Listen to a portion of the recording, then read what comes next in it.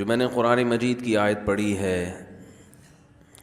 اس میں اللہ تعالیٰ کا ارشاد ہے وَمَنْ أَعْرَضَ عَنْ ذِكْرِي، جو بھی میری یاد سے اعراض کرے گا یعنی مجھے یاد نہیں رکھے گا، فَإِنَّ لَهُ مَعِيشَةً ضَنْكًا، اس کو ایک ایسی زندگی ملے گی جو بہت تنگ ہوگی۔ تو اللہ تعالیٰ نے اس آیت میں وہ لوگ جو اللہ کی یاد سے، اللہ کے ذکر سے اعراض کرتے ہیں، ان کے بارے میں وعید سنائی ہے کہ انہیں زندگی تنگ ملتی ہے، تنگ۔ اس آیت کا جو سیاق و سباق ہے وہ حضرت آدم علیہ السلام کا دنیا میں بھیجنا، مٹی سے بنانا، ان سے پھر ایک غلطی ہوئی تو اس غلطی کی پاداش میں جنت سے نکالنا، اور پھر اللہ نے جب آدم علیہ السلام کو دنیا میں بھیجا تو اللہ نے ان سے فرمایا کہ اب یہ اعلان آپ آئندہ آنے والی نسلوں کو سنا دیں۔ دیکھیں جب کوئی کہیں سے ہجرت کر کے آتا ہے تو اس کی کوئی ریزن ہوتی ہے نا۔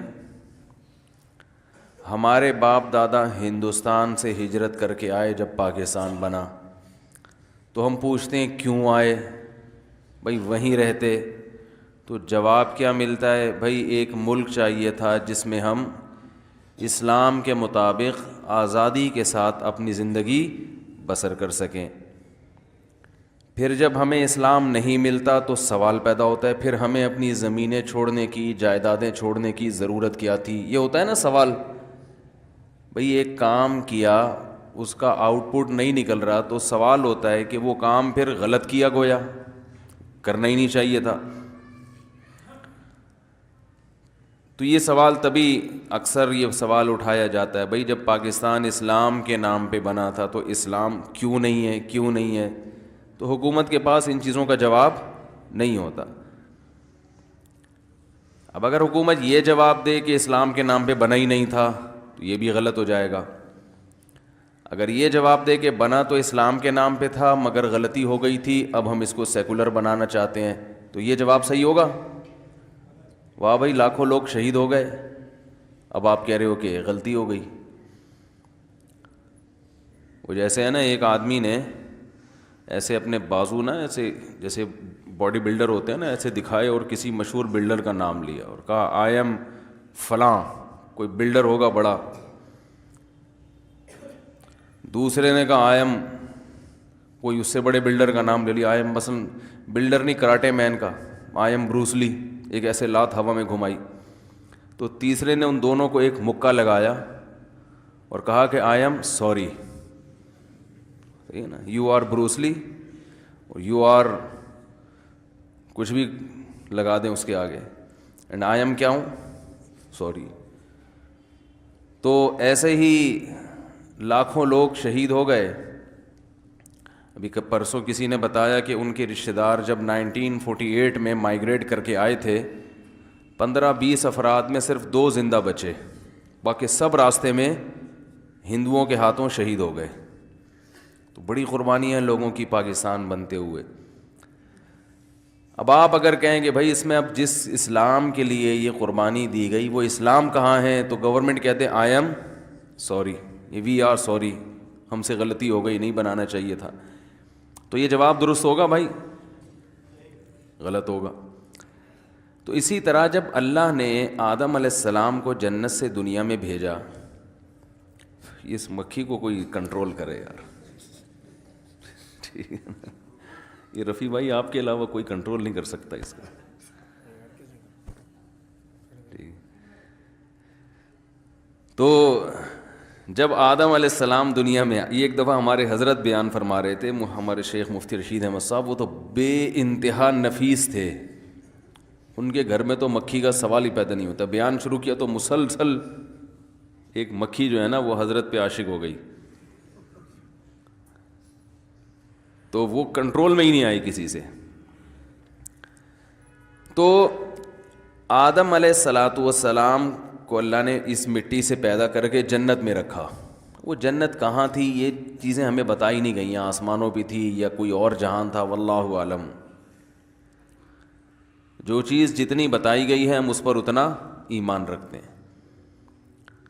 ان سے ایک غلطی ہوئی جنت سے. کبھی غلطی کے لفظ پہ توہین انبیاء کا کیس نہ بن جائے میرے خلاف. آج کل عشق رسول کا ایک یہی بہترین طریقہ ہے کہ الفاظ پکڑ پکڑ کے توہین کے فتوے لگاتے رہو. بہرحال آدم علیہ السلام سے اب تو غلطی ہو گئی, کیونکہ میں نے بول دیا نا غلطی ہوئی, اب تو رجوع کا آپشن بھی نہیں ہے. ٹھیک ہے, تو وہ اللہ نے منع کیا اس درخت سے مت کھاؤ, آدم علیہ السلام نے کھا لیا. اور کھایا کیوں؟ قرآن نے اس کی وجہ بیان کی ہے. شیطان حضرت آدم علیہ السلام کے پاس آیا اور کہا هل ادلک علی شجرۃ الخلد وملک لا یبلی, میں ایسے درخت کا پتہ نہ بتاؤں جسے کھانے کے بعد موت ختم ہو جائے گی, ہمیشہ جنت میں رہو گے. ابھی یہ جنت تو ہے لیکن موت بھی تو ہے نا. ویسے تو جنت میں موت نہیں ہے لیکن اس وقت تھی, اب نہیں ہے. اور ایسی حکومت ملے گی جو کبھی ختم نہیں ہوگی. تو آدم علیہ السلام کے سامنے شیطان نے حضرت آدم اور حوا دونوں کو بہکایا. جب میاں بیوی دونوں کا ویژن ایک ہو نا تو بات بنتی ہے. دونوں کی رائے الگ الگ ہو تو کوئی ایک کام بھی نہیں ہوتا گھر میں. غلطی پر دونوں جمع ہو جائیں تو غلطی ہوگی, نیکی پر جمع ہو جائیں تو نیکی. میاں کچھ اور چاہ رہا ہے, بیگم کچھ اور چاہ رہی ہے, تو اس گھر میں نہ خیر پھیلے گی نہ شر, صرف اس میں پھڈے پھیلیں گے. سمجھ رہے ہیں؟ کسی ایک بات پہ جمع ہی نہیں ہوتے کہ اس کو کیا بنانا ہے, بچوں کو کیا بنانا ہے, اس پہ لڑ رہے ہوتے ہیں. وہ مولوی بنانے کے چکر میں ہوتا ہے, وہ اداکار بنانے کے چکر میں. دونوں کے جو ویژن ایک دوسرے کے بالکل اپوزٹ.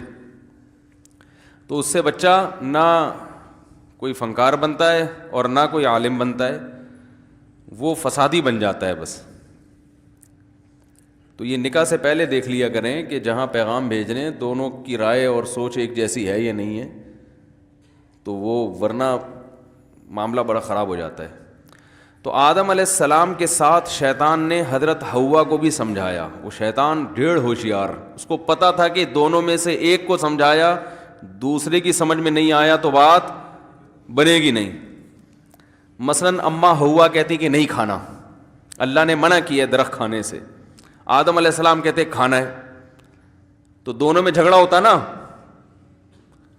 درخت کھائے نہ کھائے جھگڑے کی وجہ سے جنت سے نکل جاتے. اللہ میاں کہتے کہ یہاں تو میں نے تم دونوں کو رکھا تھا آپس میں محبت کے لیے, اس پہ بھی تم لڑ رہے ہو, تو یہ تو جنت کا ماحول خراب ہو رہا ہے. اور درخت کھا کر تو توبہ کے ذریعے تلافی ممکن تھی. جب آپس میں جھگڑا ہوتا نا تو توبہ کر لیتے, مگر جھگڑا ختم. دنیا میں آنے کے بعد پھر جھگڑا کر رہے ہوتے کہ تم نے مجھ سے جھگڑا کیا تھا جس کی وجہ سے اللہ نے ہمیں جنت سے نکالا.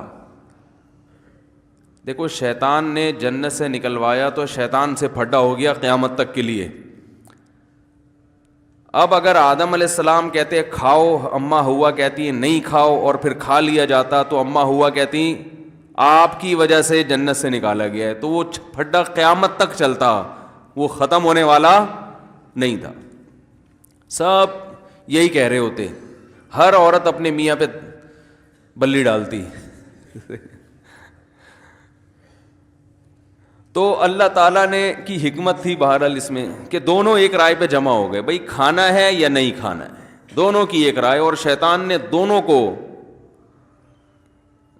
ورغلایا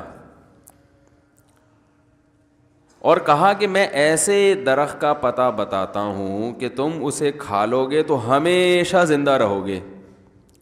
انسان کی طبیعت ہے کہ جس چیز سے روکا جاتا ہے نا اسی کا تجسس اس کے دماغ میں پیدا ہوتا ہے کہ یار کچھ تو ہے بھائی. ساری چیزیں, اب انسان یہ نہیں دیکھتا کہ اتنی طرح طرح کی نعمتیں, حلال لذتیں اللہ نے حلال کی ہیں, ایک چیز کو کہہ دیا تو اسی کے پاس جانے کی کیا ضرورت ہے. لیکن شیطان کا وار آپ دیکھو، شیطان اسی چیز کی رغبت دل میں ڈالتا ہے اور اس میں کچھ یعنی اس کو ایسا مزین کر کے پیش کرتا ہے کہ انسان کو لگتا ہے کہ اصل لذت تو اللہ نے رکھی ہی اس میں ہے، حالانکہ ایسا ہوتا نہیں ہے۔ یعنی شیطان نے یہ دھوکے میں ڈال دیا کہ یہ ایسا درخت ہے جسے کھانے سے اس لیے روکا جا رہا ہے کہ ہمیشہ ہمیشہ جنت میں رہو گے، موت کا تصور ہی ختم ہو جائے گا۔ یہ گویا ایک ہوتا ہے نا آب حیات، یہ ثمرہ حیات ہے، یعنی ایسا پھل ہے ثمر حیات کے جسے کھانے سے زندگی ملتی ہے۔ آدم علیہ الصلاۃ والسلام شیطان کے ورغلانے میں آ گئے۔ انبیاء سے غلطی نہیں ہوتی، غلطی کا مطلب گناہ نہیں ہوتا، مگر ایک خطا انبیاء سے ہو سکتی ہے، وہ یہ کہ اجتہادی غلطی جسے کہا جاتا ہے۔ اور انبیاء کی جو اجتہادی غلطی ہے اللہ اس پہ بھی ان کو ایسے ہی پکڑتے ہیں جیسے کسی عام شخص کو حقیقی غلطی پر۔ تو علماء نے لکھا ہے کہ اس جنس کے بہت سارے درخت تھے۔ وہ درخت کیا تھا ہمیں نہیں پتا، وہ لوگوں نے کہا گندم تھا، اللہ ہی بہتر جانے کیا تھا۔ گندم کا تو ویسے بھی درخت ہوتا ہی نہیں ہے، لوگ بھی چھوڑتے ہیں تو دیکھتے نہیں ہیں کہ یہ بن بھی رہا ہے کہ نہیں بن رہا۔ گندم کا درخت تھا کہتے ہیں۔ ابھی مجھے خیال آیا، ہم تو بچپن سے یہی سنتے آ رہے ہیں گندم کا درخت، لیکن اب خیال ہو رہا ہے کہ درخت گندم کا ہوتا ہی نہیں ہے۔ تو بہرحال وہ کچھ بھی ہو سکتا ہے۔ تو آدم علیہ السلام کے ذہن میں خیال آیا کہ اللہ نے یہ کہا ہے وَلَا تَقْرَبَا هَٰذِهِ الشَّجَرَةَ، ہادہ اشارہ کے وقت کہا جاتا ہے، یہ والا درخت اس کے قریب مت جانا۔ مطلب یہ تھا کہ یہ اس ٹائپ کے جتنے بھی درخت ہیں، مثلا فرض کر لیتے ہیں وہ آم کا درخت تھا، تو مراد یہ تھا کہ یہ آم کھانے پر پابندی ہے، باقی جو مرضی کھاؤ۔ تو آدم علیہ السلام اس وقت تک یہی سمجھتے رہے کہ پابندی ہے، ہر قسم کے آم کے درخت پر پابندی۔ لیکن شیطان نے ورغلایا کہ صرف یہ والا، باقیوں پر اللہ نے تھوڑی پابندی لگائی ہے۔ تو ان کے دل میں وسوسہ آ گیا کہ باقی کھا لو۔ اب یہ غلطی اس لحاظ سے ہے کہ جب کوئی شخص کسی کو آرڈر دیتا ہے نا تو پہلی مرتبہ اس کا جو مطلب سمجھ میں آئے اصل مطلب وہی ہوتا ہے، اس سے بھی سبق ملتا ہے ہمیں۔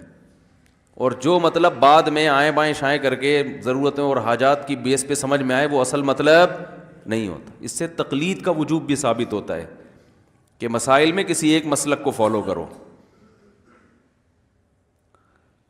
لوگ مجھ سے مسئلہ پوچھتے ہیں جی ولی کی اجازت کے بغیر نکاح، میں کہتا ہوں جائز، فقہ حنفی میں جائز ہے۔ بھائی میں تو شافعی فقہ کو فالو کرتا ہوں، میں تو اہل حدیث ہوں، تو کہتا ہوں آپ کے لیے جائز نہیں ہے ولی کی اجازت کے بغیر نکاح۔ جی وہ تو قرآن حدیث کی روشنی میں جواب چاہیے مجھے۔ تو میں ان سے کہتا ہوں آج تک تو قرآن حدیث کی روشنی آپ پر جو روشنی ڈالتے رہے ہیں وہ اہل حدیث ڈالتے رہے ہیں آپ کے خیال کے مطابق۔ اب لڑکی کا ابا راضی نہیں ہے تو اب آپ کو امام ابو حنیفہ کا قول قرآن حدیث کی روشنی میں بالکل سمجھ میں آ رہا ہے۔ اب میں قرآن حدیث سے دلائل دوں گا تو بالکل یہ ہیں دلائل۔ تو جب پہلی مرتبہ یہ مسئلہ انہوں نے سنا تھا تو ان کو وہ والی رائے درست لگی تھی جس میں نکاح نہیں ہوتا، اور حنفی علماء کے جو دلائل ہیں نا قرآن حدیث والے وہ ان کو بالکل غلط لگ رہے تھے۔ لیکن جب اپنا مسئلہ آیا تو اب یہ والے صحیح لگ رہے ہیں، وہ والے بولتے کیوں نہیں بھائی غلط لگ رہے۔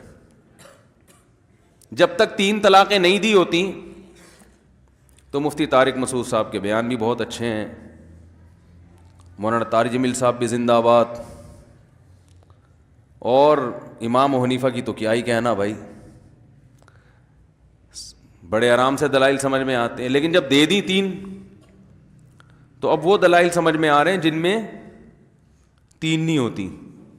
یہ انسان کی نیچر ہے، اسی پہ پابندی لگانے کے لیے علماء نے کہا ہے کہ ایک مسلک کو فالو کیا جائے۔ خواہشات کی بیس پہ دین تبدیل کرنا، قرآن حدیث کا لیبل ہر شخص لگاتا ہے، لیکن آپ کو اس کے دلائل زیادہ سمجھ میں آتے ہیں جہاں آپ کی خواہشات جا رہی ہوتی ہیں۔ ایک تو ویسے بھی یاد رکھو انسان کو پرومیننٹ ہونے کا بڑا شوق ہے، نمایاں ہونے کا۔ جو سب جس کو فالو کر رہے ہو نا اسی کو فالو کرو گے تو اخبار میں نام تھوڑی آئے گا. ارے بھائی کسی کنٹری میں ایک ہی فقہ کو فالو کیا جا رہا ہو صدیوں سے, آپ بھی اسی کو فالو کرو گے تو کوئی چینل چلے گا آپ کا, اخبار میں نام آئے گا, شہرت ہوگی. آپ کچھ الگ سے کوئی چیز لے کر آؤ مارکیٹ میں, نماز بھی آپ کی تھوڑی سی ڈیفرنٹ ہو, مسائل بھی تھوڑے سے ڈیفرنٹ ہو, اور سب کو غلط کہو کہ یہ سارے غلط ہیں, میں ہوں صحیح, تو پھر آپ کی دکان چلے گی. سمجھ میں آ رہی ہے بات؟ تو بعض لوگوں کو قرآن حدیث کے دلائل اس لیے سمجھ میں آ رہے ہوتے ہیں, حالانکہ دلائل دوسری طرف بھی ہوتے ہیں, لیکن یہ والے اس لیے سمجھ میں آ رہے ہوتے ہیں کہ ان سے ان کی دکان چل رہی ہوتی ہے. اور ویسے بھی 3 طلاق کے مسئلے میں تو اہل حدیث کا مسلک 100% غلط ہے. 3 طلاق میں تو ان سے فتویٰ لینا کسی بھی صورت میں جائز نہیں ہے. یہ الگ ٹاپک ہے, اس پہ میں کئی دفعہ دلائل سے بات کر چکا ہوں, دوبارہ ریکارڈ کرواؤں گا انشاءاللہ. ابھی میں اصل ٹاپک کی طرف آتا ہوں. تو اب دیکھیں, آدم علیہ الصلاۃ والسلام کو جب یہ کہا گیا کہ بھئی یہ درخت نہیں کھانا, تو اس وقت ان کے ذہن میں یہ آ گیا تھا کہ یہ اور اس جیسے دوسرے بھی سب حرام ہیں, تو وہ صحیح مطلب تھا. لیکن شیطان نے کیا کہا, بھائی یہ والا درخت یہی تو اصل ہے, تو اب یہ نہ کھائیں, اس کے سائڈ والا کھا لیں جو ساتھ میں لگا ہوا ہے. اب چونکہ اس میں ایک اٹریکشن شیطان نے پیدا کر دی کہ بھائی اس سے جو منع کیا گیا نا وہ کوئی ریزن ہے, اور ریزن یہی ہے کہ ہمیشہ زندہ رہو گے, تو اب آپ یہ والا کھا لیں.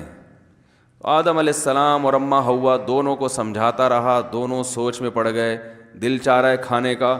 انہوں نے کہا چلو یہ والا نہیں تو یہ والا کون سا اللہ نے صراحتاً منع کیا ہے, کھا لیں گے, اللہ پوچھے گا تو ہم کہیں گے اے اللہ یہ والا تھوڑی تھا, تو نے تو یہ والا کہا تھا, اچھا غلطی ہو گئی, آئی ایم سوری. ٹھیک ہے نا, اے اللہ ہم سے کیا ہو گئی, غلطی ہو گئی. تو جیسے اب یہ غلطی جان کر ایسی نافرمانی نہیں ہے, کیونکہ ایک ایسی غلطی ہے جس کی تعویل ممکن ہے. تو اب جیسے ہی کھایا ہے, قرآن کہتا ہے فَأَكَلَا مِنْهَا فَبَدَتْ لَهُمَا سَوْآتُهُمَا, سب سے پہلی سزا کیا ملی ہے, اللہ نے لباس چھین لیا. دیکھو یہ سزا کے طور پر بیان کیا, لباس چھین لیا. میاں بیوی دونوں برہنہ ہو گئے,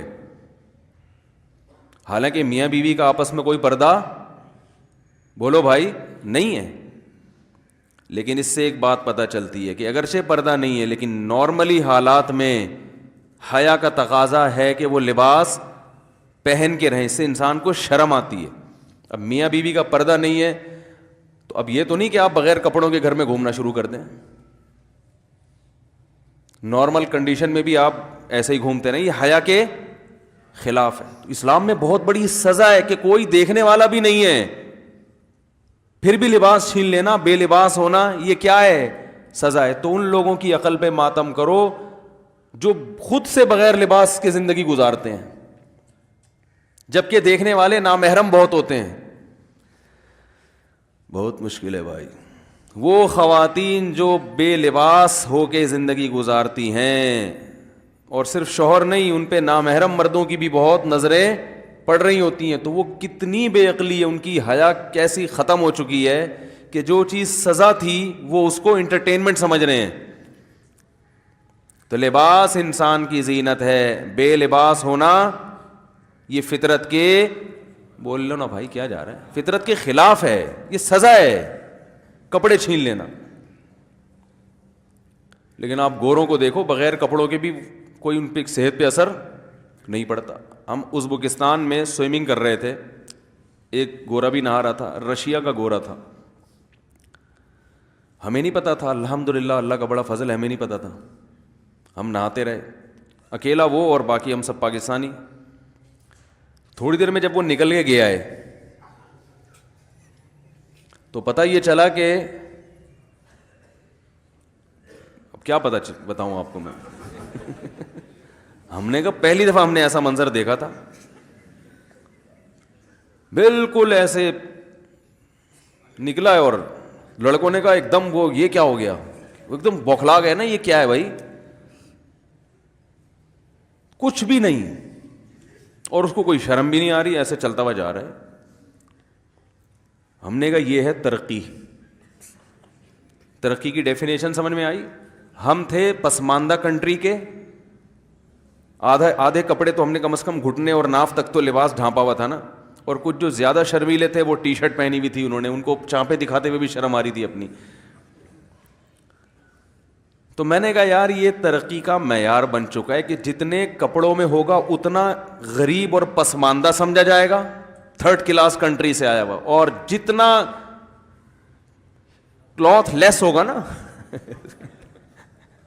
جتنا کپڑوں سے پاک ہوگا اتنا زیادہ ترقی. روس تو ترقی یافتہ ملک ہے نا, رشیا کا تھا وہ بندہ, کیونکہ ہمیں تو پھر انکوائری تھی, ہم نے کہا یہ کون سے کنٹری کا آیا بھائی, کس کنٹری میں اتنی آزادی ہے. تو یہ ترقی یافتہ ممالک ہیں بھائی. اللہ تو بتا رہے ہیں کہ تمہارے دادا آدم اور حوا کو سب سے پہلے جو سزا ملی ہے وہ کیا ہے, ان کا لباس ان سے چھینا گیا. وَطَفِقَا يَخْصِفَانِ عَلَيْهِمَا مِنْ وَرَقِ الْجَنَّةِ, اور قرآن کے الفاظ دیکھو, فوراً جنت کے درختوں کے پتے توڑ کر اپنے جسم کو ڈھانپنے لگے. شرم آ رہی تھی ان کو, ایک دوسرے سے حیا آ رہی تھی کہ سب سے پہلا کام یہ کرو کہ اپنے جسم کو ڈھانپو. تو یہ ننگا پن جو آج کل عورتوں میں آ رہا ہے, مردوں میں آ رہا ہے, چڈے پہن پہن کے گھوم رہے ہیں, یہ کوئی تہذیب نہیں ہے میرے بھائی, یہ سزا ہے, یہ تہذیب نہیں ہے.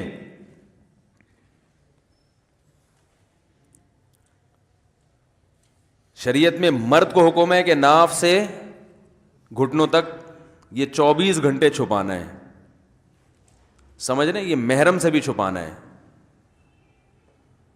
اور نامحرم سے بھی چھپانا ہے.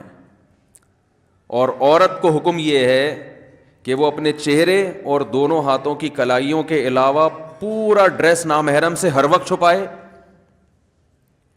اور فتنے کا اندیشہ ہو تو چہرہ چھپانا بھی فرض ہے. اور جوان عورت کو چونکہ فتنے کا اندیشہ ہے لہذا اس کے بارے میں فتویٰ یہی ہے کہ اس پر چہرے کا پردہ فرض ہے. جو یہ کہتا ہے جوان عورت کے چہرہ چھپانا فرض نہیں ہے, اس میں فتنہ نہیں ہے, تو وہ پاگل ہے. سارا فتنہ کہاں سے ہوتا ہے؟ تو چہرے سے ہوتا ہے. تو یہ اسلام کا ایک بنایا ہوا نظام ہے, کرنا پڑے گا. اور اسی طرح جو خواتین گھر میں رہتی ہیں جہاں سب محرم ہوں تو ٹھیک ہے, وہاں چہرہ بھی کھول سکتی ہیں, کلائیاں بھی کھول سکتی ہیں, لیکن کھول سکنے کا مطلب یہ نہیں کہ کھولیں. پراپر ڈریس یہی ہے کہ پورا جسم پہ لباس ہو. آج کل مسئلہ یہ ہے کہ نئے نئے لوگ جو علم حاصل کرتے ہیں نا, علم میں عمق اور گہرائی نہیں ہوتی, بس وہ قرآن اور حدیث کی ظاہری نصوص کو دیکھ کر فتوے لگاتے ہیں.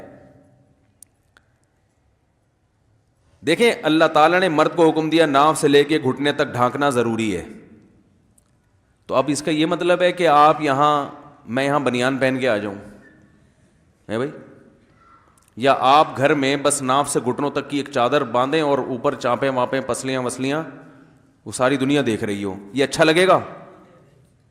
بھائی شریعت نے ایک آخری حد بیان کی ہے کہ یہاں سے یہاں تک تو ہے ہی, اس کے علاوہ جتنا لباس پہنو گے اس میں تمہاری زینت اور حیا کے زیادہ قریب ہے, وہ پسندیدہ ہے, شریعت اس پہ آپ کی تعریف کرتی ہے. اسی طرح یاد رکھیں عورت کا جو ڈریس ہے وہ محرم یعنی اپنے بھائی اور باپ کے سامنے کلائیاں کھول سکتی ہے, پنڈلیاں کھول سکتی ہے, گردن کھول سکتی ہے, سر کے بال کھول سکتی ہے. یہ گنجائش دی ہے شریعت نے, ترغیب نہیں ہے. گنجائش اس لیے کہ لا تو قیامت تک کے لیے بنتا ہے نا, ترغیب یہی ہے کہ بھائی پراپر ڈریس میں رہے. جب باپ آئے جوان بیٹی کے سامنے تو بیٹی کو چاہیے کہ سر پہ بولو نا بھائی چادر لے لے, چاہیے, ترغیب ہے اس کی. یہ پراپر ڈریس ہے مسلمان عورت کا. عرب کنٹریز میں خواتین کے ڈریس ایسے ہو گئے ہیں کہ الامان والحفیظ, اور جب ان سے کہا جاتا ہے کہ یہ کیسا ڈریس ہے, اتنی فٹنگ کے کپڑے اور یہ کلائیاں کھلی ہوئی ہیں اور ہاف سلیو بلکہ سلیو لیس کپڑے پہنے ہوئے ہیں, تو کہتی ہیں بھائی سے پردہ کہاں ہے, قرآن حدیث میں دکھاؤ. بھائی بھائی کے سامنے پورے بازو کا چھپانا فرض ہے, قرآن حدیث میں کہاں ہے؟ تو میں ان سے سوال پوچھتا ہوں قرآن حدیث سے دکھاؤ کسی ایک صحابیہ نے یہ ڈریس پہنا ہو. تو جواب ملتا ہے کہ وہ ان کا کلچر ہے. یہ مغربی یلغار ہے. جب حیا ختم ہو گئی نا معاشرے میں حیا ختم ہو گئی تو قرآن حدیث کی تشریحات کے اصول بھی بولو بھائی چینج ہو گئے. تو یہ بالکل ایسا ہی ہے جیسے جب کوئی یہ دلیل دیا کرے نا کہ بھئی یہ سلیو لیس کپڑے پہن کے بھائی کے سامنے آنا جائز ہے کیونکہ بازوؤں کا بھائی سے پردہ نہیں ہے, تو ان سے بولا کریں کہ بھائی کو بھی چاہیے کہ وہ چڈی میں آپ کے سامنے آ کے بیٹھا کرے, کیونکہ وہ اس پر بھی یہ جو اوپر کی باڈی ہے اس کا پردہ فرض نہیں ہے. تو کبھی مجبوری میں نہا دھو کے آدمی باہر نکلا تو چلو ٹھیک ہے, لیکن نارملی کوئی مرد ایسا نہیں کرتا. اب یہ الگ بات ہے مرد پراپر ڈریس پہن رہا ہے اور اس کے لیے اس کو قرآن و حدیث سے دلیل نہیں چاہیے. عورت آدھے کپڑے پہن رہی ہے اور دلیل میں قرآن و سنت کا حوالہ پیش کر رہی ہے, اس کا مطلب یہ کہ یہ قرآن و سنت نہیں ہے, اپنی خواہشات ہے جس پر, اور حیا بے حیائی ہے, بے شرمی ہے جس پر لیبل کس کا لگایا جا رہا ہے, قرآن و سنت کا. اس کی میں ایک مثال دیتا ہوں, اس سے بات سمجھ میں آئے گی. بعض خواتین یہ دلیل دیتی ہیں کہ عورت کے لیے بال کٹوانا جائز ہے. دلیل حدیث, رسول اللہ صلی اللہ علیہ وسلم کا جب انتقال ہوا تو امہات المومنین نے اپنے بال چھوٹے کرا لیے آپ صلی اللہ علیہ وسلم کی وفات کے بعد. تو جب امہات المومنین کے لیے بال چھوٹے کرانا جائز ہے اور کسی نے اس پر انکار نہیں کیا, تو آج خواتین بال چھوٹے کیوں نہیں کرا سکتی؟ دلیل سمجھ میں آئی ہے بھائی؟ آ رہی ہے سمجھ میں دلیل؟ یہ دلیل غلط ہے. آج خواتین جو بال چھوٹے کرواتی ہیں زینت پیدا کرنے کے لیے, شو مارنے کے لیے. امہات المومنین نے شو ختم کرنے کے لیے بال چھوٹے کروائے ہیں, زینت کو ختم کرنے کے لیے, کہ جس کے سامنے بن سمرا کرتی تھیں محمد صلی اللہ علیہ وسلم, جب ان کا انتقال ہو گیا اور اب ہمیں مزید نکاح کی اجازت بھی نہیں ہے, تو اب زینت کا دروازہ بند. اب کس کو دکھائیں لمبے بال؟ تو لمبے بالوں میں عورت کی زینت ہے. اگر عورت چھوٹے بالوں میں زینت سمجھتی ہے تو یہ تغییر خلق اللہ ہے, اللہ کی بنائی ہوئی تخلیق کو تبدیل کرنا, یہ حرام ہے, ناجائز ہے. بھائی ہاں ہوں کر لیا کریں, سمجھ میں آ رہا ہے؟ تو انہوں نے تو زینت ختم کرنے کے لیے اور آپ شو مارنے کے لیے. اسلام میں عورت کے لمبے بالوں میں زینت, اللہ نے عورت کو لمبے بال دیے اس لیے کہ دیکھو آدمی جتنے لمبے بال کر لے, یہاں سے نیچے, ہم نے تو رکھ کے دیکھے ہیں نا, یہاں سے نیچے بال نہیں نکلتے, بہت زیادہ ہوں گے یہاں تک آ جائیں گے, اس آدمی کے بال اس سے نیچے نہیں, اور پھر مزید بڑھانے کی کوشش کرے گا تو پرانے والے بھی ختم ہو جائیں گے. حقیقت ہے. اور ایک عمر کے بعد آدمی یہاں سے کیا ہو جاتا ہے, دو قسم کے گنجے پن آتے ہیں مردوں میں. کچھ لوگ ہوتے ہیں یہاں کے بال رہتے ہیں, بیچ سے گنجے ہو جاتے ہیں, یہ پھر بھی غنیمت ہے کیونکہ بیچ میں تو کوئی دیکھتا نہیں ہے نا جھانک کے. اور کچھ ایسے ہوتے ہیں یہاں سے ایئرپورٹ بننا شروع ہوتا ہے, یہاں تک پہنچ جاتا ہے وہ. یہ ہر مرد کے ساتھ ہوتا ہے, لیکن خواتین کے ساتھ ایسا نہیں ہوتا, کیونکہ اگر ان کے ساتھ ایسا ہوتا تو پھر عورت نہ نظر آتی. اللہ کو یہ بات برداشت نہیں ہے کہ عورت ہو اور مرد نظر آئے. تو اس لیے اللہ نے عورت کی زینت سر کے بالوں میں رکھی. پہلے بالوں کے شیمپو آتے تھے, سر میں تیلوں کی مالش ہوا کرتی تھی, خواتین بال بڑھایا کرتی تھیں, اور اسی میں ہمیشہ مسلم معاشرے میں ایسا ہی ہوتا رہا ہے. اب گوروں میں, انگریزوں میں, یہ پھر اس وقت کوئی دلیل نہیں دیتی تھی خاتون کے امہات المومنین نے بال کٹوا لیے تھے. وہ بھائی نبی کی موجودگی میں کبھی بھی نہیں کٹوائے, وفات کے بعد کٹوائے ہیں. اس وقت کوئی خاتون یہ دلیل نہیں دیتی تھی کہ حدیث بخاری کی حدیث ہے اور مسلم کی حدیث ہے, حدیث نمبر یہ, صفحہ نمبر یہ, حدیث کا حوالہ نمبر یہ, اور یہ جو ہے نا علماء کے پاس تو کوئی دلیل نہیں ہے, ادھر تو امہات المومنین سے بال کاٹنا ثابت ہے. اس وقت کچھ نہیں, کیونکہ اس وقت زینت سمجھی جاتی تھی. جب انگریز بر صغیر میں آیا, حضرت حکیم الامہ مولانا شرف علی تھانوی رحمہ اللہ نے لکھا ہے کہ ہماری عورتیں ان کی عورتوں کو دیکھ کر ان سے متاثر ہونے لگی ہیں, اور اس کے اثرات آئے. وہی پرکٹی کس ٹائپ کی عورتیں ہوتی ہیں نا, بال کٹی, وہی پینٹیں, وہی شرٹیں, وہی سارا کلچر ہمارے یہاں آ گیا. اب اس پہ لیبل کیا لگا لیا, قرآن حدیث میں ناجائز کہاں ہے, یہ ناجائز کہاں لکھا ہوا ہے. عرب کے اکثر عربوں کا کلچر تباہ ہو گیا, اس کی حیا ختم ہو گئی. تو بچپن میں اپنی بچیوں کو سکھایا کریں کہ باپ جب گھر میں آئے جوان بیٹی سر پہ بولو بھائی چادر لے لے، بھائی جب آئے تو جوان بہن کو چاہیے کہ سر پہ دوپٹہ لے لے. زیادہ سختی نہ کریں، کوئی حلال و حرام کا مسئلہ نہیں ہے، لیکن کم از کم جو بے حیائی ہمارے معاشرے میں پھیل رہی ہے، جو ماڈرنزم پھیل رہا ہے جس قسم کا، جس سے حیا ختم ہوتی جا رہی ہے، اس کے خلاف کچھ تو انسان جہاد کرے نا، کچھ تو رکاوٹ ڈالے اس میں. آج باپ کو شکایت ہے کہ بیٹی سنتی نہیں ہے بات کو، بھائی کو شکایت ہے کہ چھوٹی بہن پہ بھی میرا زور نہیں چلتا. اس لیے نہیں چلتا کہ اس سے حیا کیا ہو گئی ہے؟ ختم. اس میں شرم و حیا کیا ہو گئی ہے؟ جب لباس ایسا پہنے گی تو شرم و حیا ختم، جب شرم و حیا ختم تو بات سننا تو شرم و حیا کے بعد ہوتا ہے بھائی. جس میں شرم و حیا نہیں ہے وہ تو جواب دینے میں فخر محسوس کرتا ہے. شرم اور حیا ہی تو ہے جس سے نظام چلتا ہے دنیا میں. انسان کو شرم آتی ہے باپ کے سامنے اونچی آواز سے بات کرتے ہوئے، بوڑھے سے آگے چلتے ہوئے، علماء کی ساتھ بدتمیزی کرتے ہوئے، اور جو ہے وہ گھر میں جو رشتہ دار ہیں ان سے تمیز سے بات کرتا ہے. شرم ہی تو ہے. اگر یہ شرم آپ نے نکال دی تو بس پھر آپ خیر کی امیدیں نہ رکھیں. تو آدم علیہ الصلاۃ والسلام کو اللہ نے کیا سزا دی؟ درخت کا پھل کھاتے ہی سب سے پہلی سزا ملی ہے، اللہ نے ان سے ان کا لباس چھین لیا. وَطَفِقَا يَخْصِفَانِ عَلَيْهِمَا مِنْ وَرَقِ الْجَنَّةِ، جنت کے درختوں کے پتے فوراً اپنے اوپر ڈھانپنے لگے کہ حیا اور شرم کی وجہ سے. تو شرم انبیاء کی سنت ہے، سمجھ رہے ہیں؟ حیا انبیاء کی سنت ہے. اور پھر اللہ تعالیٰ نے آدم علیہ السلام سے کہا وَطَفِقَا يَخْصِفَانِ عَلَيْهِمَا مِنْ وَرَقِ الْجَنَّةِ وَنَادَاهُمَا رَبُّهُمَا أَلَمْ أَنْهَكُمَا عَنْ تِلْكُمَا الشَّجَرَةِ وَأَقُلْ لَكُمَا إِنَّ الشَّيْطَانَ لَكُمَا عَدُوٌّ مُّبِينٌ. اے آدم کیا میں نے تم دونوں سے پہلے نہیں کہا تھا کہ اس درخت کے قریب مت جانا؟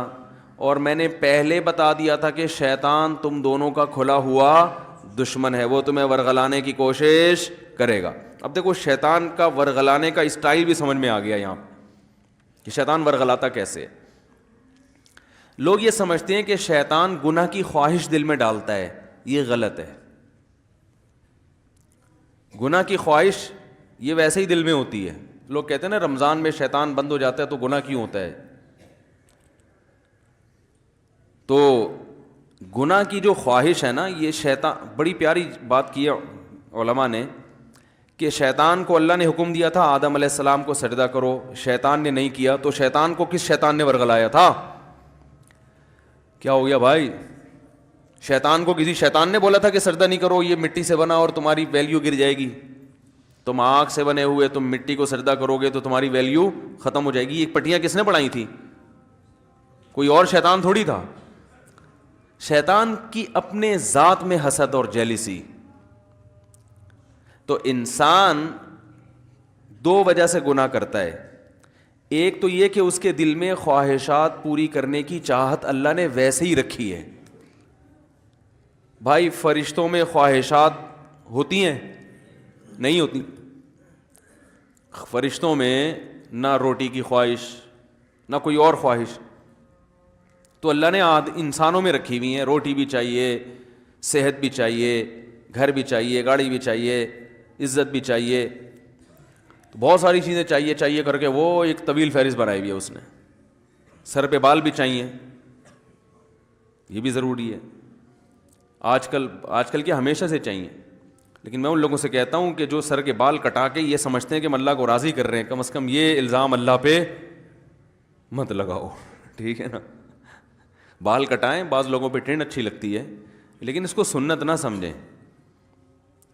تو انسان کی طبیعت ایسی ہے کہ وہ خواہشات کی طرف مائل ہوتا ہے، اس کی فطرت ہے.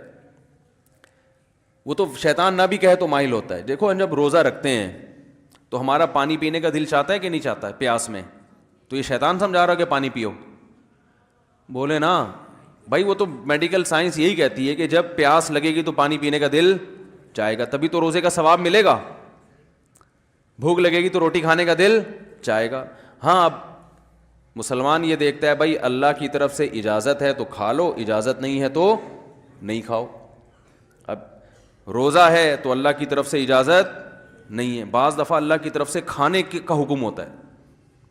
کسی ایسے شخص نے نفلی روزہ آپ نے رکھا ہوا ہے, دعوت کر لی جو آپ کے بڑوں میں سے ہے, قریبی رشتہ داروں میں سے ہے, آپ اس کی دعوت اٹینڈ نہیں کریں گے تو وہ ناراض ہونے کا خطرہ ہے. تو پھر شریعت کا حکم کیا ہے, یہاں روزہ توڑ دو, روزہ توڑ کے اس کی دعوت کھا لو. پھر فقہا کا اختلاف ہے, بعض کہتے ہیں کہ بعد میں قضا کرے, بعض کہتے ہیں نہیں کرے. امام حنیفہ کے نزدیک بعد میں قضا کرنا ضروری ہے. تو یہاں کھانا کیا بن گیا, حالانکہ اس وقت دل چاہ رہا ہوتا ہے کہ نہیں کھائے, کیونکہ اتنی مشکل سے دوپہر تک کا روزہ آپ نے برداشت کر لیا, صبح کی چائے چھوڑ دی, گٹکا بھی نہیں کھایا, صبح پان بھی نہیں کھایا, اتنی قربانیاں دے کے 12-1 بجے تک آپ پہنچے اور دعوت آ گئی, اور ایسی کی دعوت آئی جو آپ کے چچا لگتے ہیں رشتے میں اور بڑے قریبی ہیں. اب وہ ناراض ہو جائیں گے کہ یار آج ہی روزہ رکھنا تھا, میرے بچے کا ولیمہ ہے, آج ہی روزہ رکھنا تھا.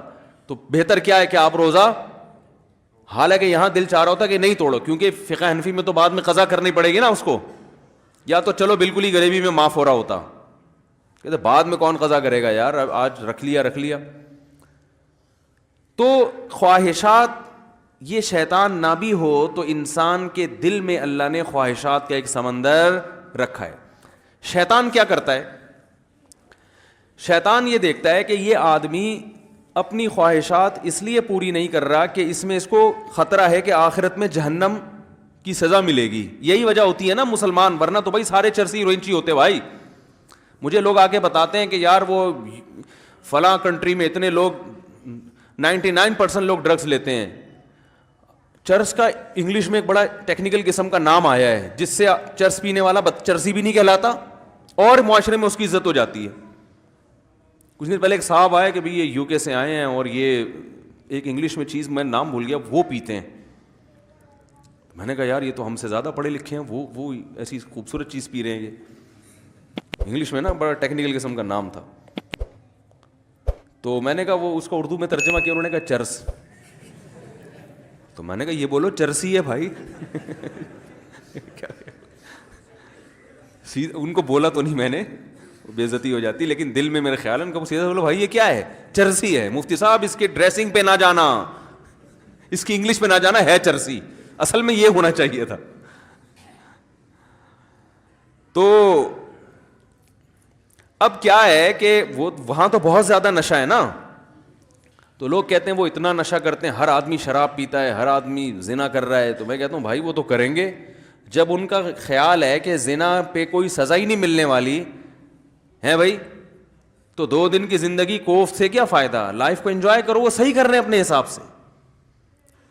رہا یہ مسئلہ کہ وہ چرس پی رہے ہیں, ڈرگس لے رہے ہیں تو صحت برباد ہو رہی ہے, وہ کہہ رہے ہیں بھائی صحت بچا کے, مزے کے لیے صحت بچانی ہے نا, تو جب صحت برباد کرنے میں زیادہ مزہ آ رہا ہے تو صحت بچا کے کرنا کیا ہے, کیا خیال ہے.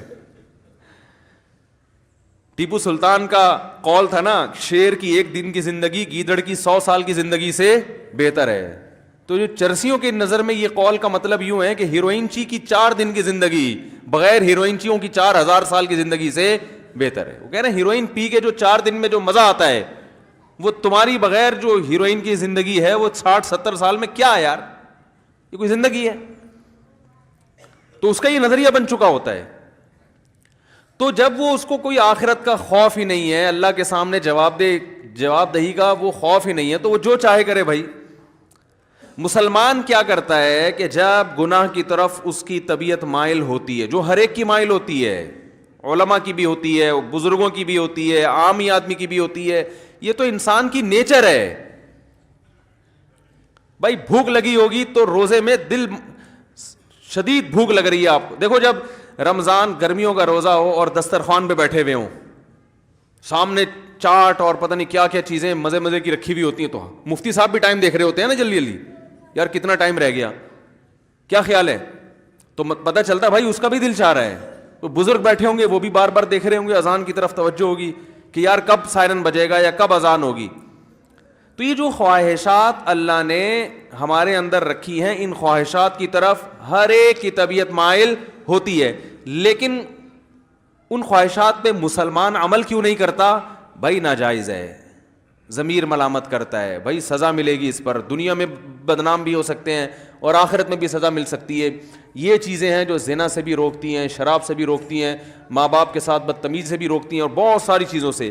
شیطان کیا کرتا ہے کہ جب آپ بریک لگا رہے ہو نا اس کے انجام کو دیکھ کے، تو شیطان اس کا بھیانک انجام پہ ایک چمک پٹی جو ہے نا یا ایک خوبصورت چادر لگا کے اس بھیانک انجام کو خوبصورت کر کے دکھا دیتا ہے. بات آ رہی ہے سمجھ میں؟ شراب پینے والا جو پہلی دفعہ شراب پیتا ہے تو اسے پتا ہوتا ہے کہ یہ غلط ہے، تبھی وہ کبھی اپنی اولاد کے لیے شراب کو پسند نہیں کرے گا کہ میرے بچے بھی شرابی ہوں، میری بیگم بھی شراب پیتی ہو، میرے ابا بھی پیتے ہوں، میری اماں بھی پی. وہ کہے گا میں ہی پیوں، باقی میرے رشتے داروں میں کوئی نہ پیے. تو پہلی دفعہ جب شیطان اس کو شراب پلواتا ہے، اسے پتا ہوتا ہے کہ یہ انسان کو پتا ہوتا ہے یہ غلط ہے، اس کا انجام برا ہے، سے جگر خراب ہو جاتا ہے اور پھر عادت پڑ جاتی ہے، جو نہیں ملے گی تو دماغ خراب ہوگا اور قتل بھی ہو جاتے ہیں، سب واقعات اس کے سامنے ہوتے ہیں. لیکن وہ یہ کہہ کے پیتا ہے کہ شیطان اسے کہتا ہے اگر تم نے یہ لذت حاصل نہیں کی اور اس کے بغیر ہی دنیا سے چلے گئے تو یہ مزہ تو بولو بھائی رہ گیا. بعض دفعہ یہ کہتا ہے پی لو ایک دو دفعہ سے کیا ہوتا ہے توبہ کر لینا. بعض دفعہ یہ کہتا ہے تمہاری ٹینشنیں اتنی ہیں کہ شراب کا جو نقصان ہے وہ نقصان اتنا زیادہ نہیں ہے جتنا یہ ٹینشن تمہیں نقصان دے رہی ہے، تو علاج کے طور پر پی لو، یہ ٹینشن تو ختم ہوگی نا. بھائی لوگوں کو غم ہوتا ہے نا، اسٹریس میں آتے ہیں، کوئی بھاگ گئی، کوئی منگنی ٹوٹ گئی، کہیں جاب لیس ہو گئے، درجنوں قسم کے مسائل دنیا میں لوگوں کے ساتھ چل رہے ہیں. تو اب وہ اسٹریس ہوتی ہے، ٹینشن وہ چائے سے ختم نہیں ہوتی، وہ کافی سے ختم نہیں ہو رہی، تو کہتے ہیں یار تھوڑا سا پی لیتے ہیں، دماغ کیا ہو جائے گا ریلیکس، وہ ٹینشن بھول جائیں گے. تو یہ شیطان یہ کیا کرتا ہے، وَزَيَّنَ لَهُمُ الشَّيْطَانُ أَعْمَالَهُمْ. شیطان قرآن کہتا ہے کہ شیطان کسی برائی میں جو بدبو ہے نا اور جو گندگی ہے اس کو ہٹا کے اس کو مزین کر دیتا ہے. زینت کسے کہتے ہیں؟ زینت کہتے ہیں نا کوئی مزین کا مطلب یہ نہیں کہ یہ چیز واقعی اچھی ہے یا نہیں ہے، میک اپ اچھا ہے، اس کو زینت کہتے ہیں. بھائی زینت اوپر کی چیز ہے نا، خواتین جو بیوٹی پارلر میں جا کے بنتی ہیں تو کیا اندر سے تھوڑی چینج ہو جاتی ہیں؟ جو بدصورت ہے وہ بدصورت ہی رہتی ہے، جو خوبصورت ہے وہ خوبصورت، لیکن بدصورت کو ڈسٹیمپر کر کے خوبصورت بنا دیا. دیکھنے میں بیوٹی پارلر والوں کی کوشش ہوتی ہے کہ دیکھنے میں اچھی لگے. دولہا بھی آج کل بیوٹی پارلر جا رہے ہیں تو اس کا مقصد کیا ہوتا ہے؟ دیکھنے میں کیسا لگے. تو زینت کا تعلق دیکھنے سے ہے کہ دیکھنے والوں کو اچھا لگے، حقیقت میں اندر سے اچھا ہو یا نہ ہو. کیونکہ اندر سے اچھا کرنا اس کے لیے بادام کھانے پڑیں گے روزانہ 1 پاؤ، پستے کھانے پڑیں گے اور پھر ایکسرسائز، جاگنگ. کہتے ہیں یار 6 سال میں جا کے پھر بھی یقین نہیں ہے کہ لگیں گے بھی نہیں لگیں. صحیح ہے نا؟ تو اس کا طریقہ یہ وقتی طور پہ بادام میں وٹامن ای ہوتا ہے تو ایسا کوئی ڈسٹیمپر کر دو جو دیکھنے میں ای نظر آئے، دیکھنے میں لگے بھائی اسکن جو ہے وٹامن ای سے بھری ہوئی ہے. تو وہ وقتی طور پر کام چلایا، اس کے بعد پھر جو ہے شادی مادی ہو گئی، اس کے بعد دوبارہ سے ویسے ہی پرانے جیسے تھے ویسے ہی نکل آئے. تو زینت کا مطلب کیا ہوتا ہے؟ دیکھنے میں اچھا. تو قرآن کے الفاظ دیکھیں، وَزَيَّنَ لَهُمُ الشَّيْطَانُ أَعْمَالَهُمْ. شیطان ان کے برے اعمال کو مزین کر دیتا ہے، یعنی برائی سے برائی ختم نہیں کر سکتا، لیکن وہ ایسا بنا دیتا ہے کہ دیکھنے میں وہ برا کیا لگ رہا ہوتا ہے؟ اچھا لگ رہا ہوتا ہے، دیکھنے میں اچھا لگ رہا ہوتا ہے. غور کرو گے تو نہیں لگے گا. دیکھو جو چیز دیکھنے میں اچھی لگ رہی ہوتی ہے اگر اس کی گہرائی میں جا کے غور کرو گے تو پھر عقل فیصلہ کرتی ہے حقیقت میں بھی ہے یا نہیں ہے. لیکن شیطان جب دیکھنے میں ایک چیز کو اچھی بنا دیتا ہے نا تو شہوت پرست لوگ پھر زیادہ ڈیپ میں جا کے غور کرنے کا تکلف نہیں کرتے. وہ کہتے ہیں یار اچھا ہے نا، بس نظر آ رہا ہے نا اچھا تو حاصل کر